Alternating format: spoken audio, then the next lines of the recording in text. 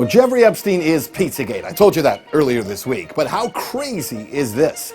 One of the most disturbing characters of the entire Pizzagate saga is actually connected to Epstein and to Ukraine's Zelensky.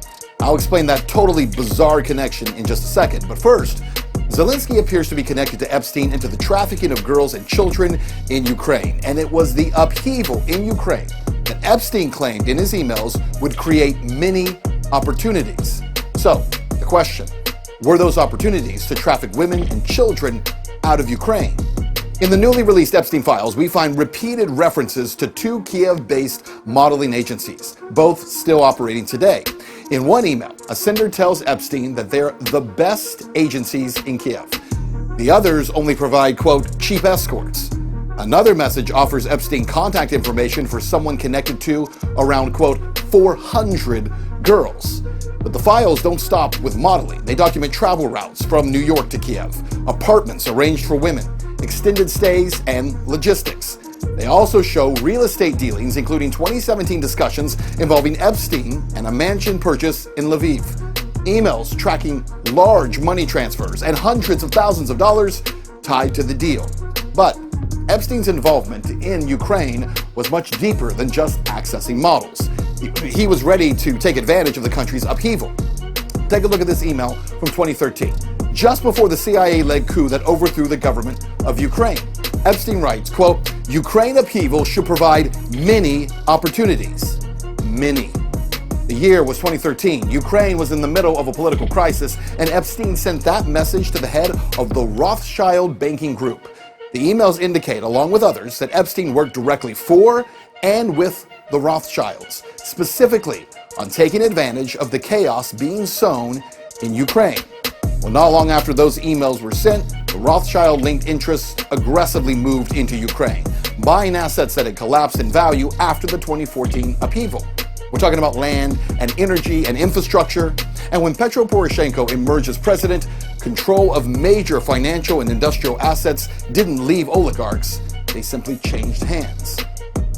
In order to stop any insinuations, we have already prepared and fully agreed upon a deal to transfer our stake in Roshan to the Rothschild Trust, a company with an impeccable reputation, so that Poroshenko's name will not be listed among the owners. Yeah, and then came 2019. Poroshenko lost power, and a television comedian by the name of Vladimir Zelensky won the presidency. And Jeffrey Epstein? He seems to have made a new friend, because he later writes to a Ukrainian-born woman, quote, I want you to start reading about politics in Ukraine. Zelensky, corruption, parliament. He later writes, yes, it is funny, but sophisticated corruption. Huge amounts of money will be made. I'd like to see you as a female oligarch.